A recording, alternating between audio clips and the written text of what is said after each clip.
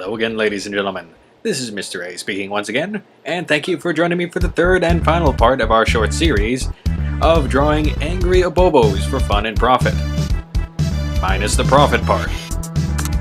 From where we left off last time, we have the majority of the frames realistically done in terms of the body, although we're going to get a little creative by actually having some fun with the head here.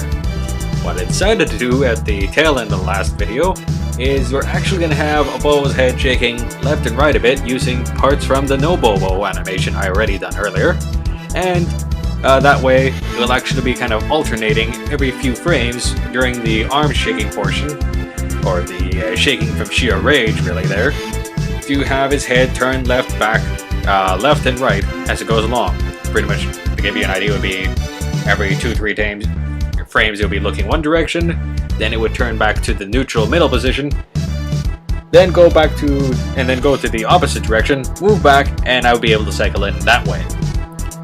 So at this point, really what I'm doing here is I'm kind of messing around with the assorted angles to make the turn part. His head, as Abobo's head, can't realistically turn all the way towards what would be Aria's left direction, otherwise it would look like his neck is breaking somewhat. But it needs to be a little more turn, so we're going to do that. And once I have that one figured out, then we're going to be drawing the right direction, or artist right really I should really say here. And that one will be actually a little more turn, kind of what I was doing for the Noble. The reason behind this particular last set of changes that I'm doing to this overall animation is not so much for any technical reason, as it's just a matter of the fact that since we have really so little space to work with, in order to really get any kind of fun or add any kind of accents to the animation, you actually really have to play things up a bit. So everything is going to be a little more exaggerated in order to give things a bit more of a bit more character, for lack of a better term there. To give you an idea of some other animation or other games that you can look for that kind of emphasize the point where you have something that kind of exaggerates its motions all the time, I would actually suggest looking towards the original Way Forward title of the very first Shantae, which was for the Game Boy Color. Although the actual sprites themselves were really simplistic in color themselves, any animation that you had Shantae doing for that particular game had either constant movement or just kind of emphasized bouncing around all over the place. Even in her crouching animation, she didn't actually just stay crouched there, she was kind of constantly shaking and bouncing about, for lack of a better term. Which is probably one of the reasons why in terms of memory usage, the first Shantae maxed out the possible usage you could, or all the possible memory you could use for a Game Boy Color card at the time. Which is, now to think about, at the, I think the number I heard was something like 32 megabytes, something like that. Which, for a Game Boy game of any type really, that's a lot. Probably the most the system could handle, and it made sense that that popped up near the end of that particular system's shelf life, pushing it as far as it could go.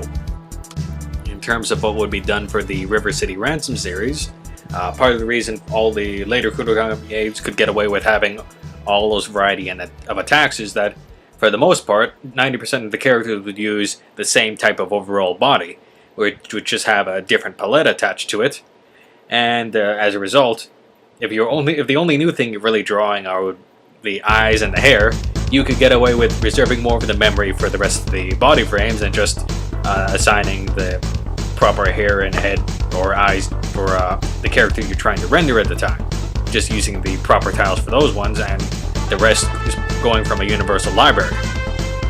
Now that I think about it, worth mentioning is I just learned about a Kunokan title that happened to be on the PC as well, called Kunokan's Thanksgiving Day. I'm not sure if there was ever a translation, or an official translation, or even an unofficial one done for this particular title, but from what I could tell on the preview videos that I've seen it off some YouTube videos, I'll try to find some links in order to attach to the bottom of this particular video.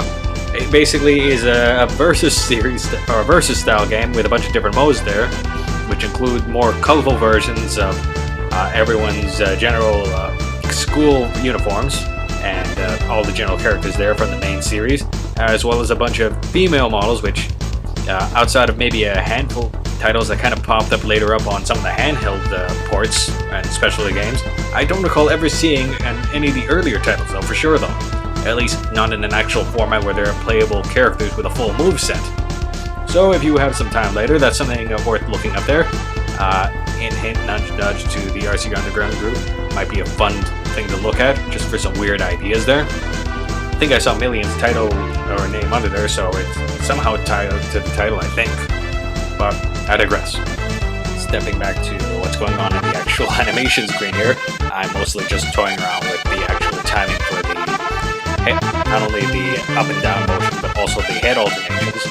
I'm not sure if it was still there at this point, but I originally started off having 3 to 4 frames of the head looking in one direction before I switched over, but for the final animation I actually switched it off so it would only have the up and down motion looking any given direction for just 1 frame at a time, and then it would change the next direction, not 1 frame, 2 frames at a time.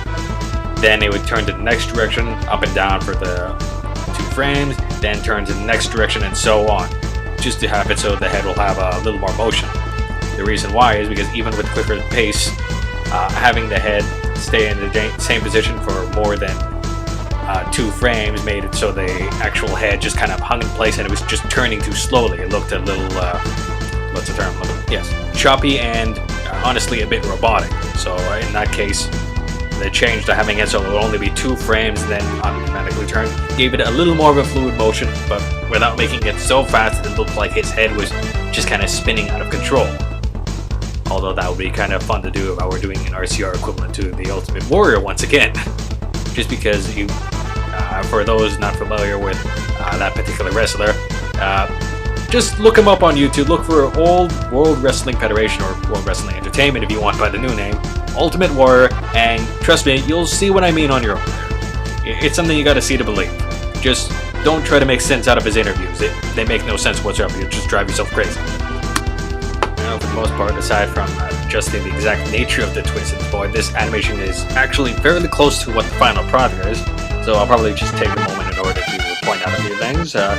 In case you're wondering what the soundtrack you've been listening to as I've been doing this recording been, this is actually from Return of Double Dragon, otherwise known as Super Double Dragon for the Super Nintendo / Super Famicom.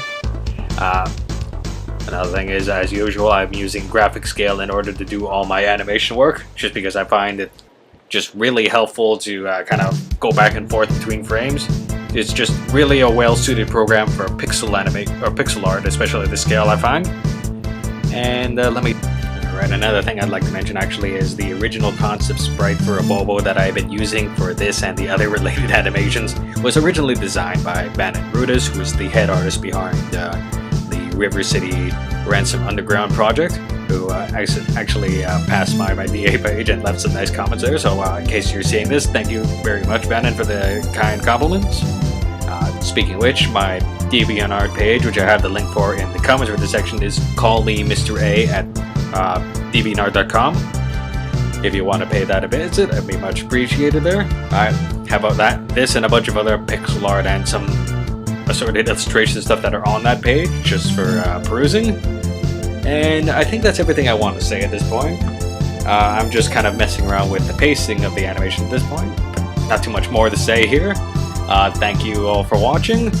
I should be coming out with some more pixel art related stuff soon enough, as well as once I decide exactly which title I want to cover, the next Retro Ninja Gaming under the Many Ninjas part of the brand will be coming out within the next little bit. Well, thank you all very much for watching. Catch you all next time. Take care.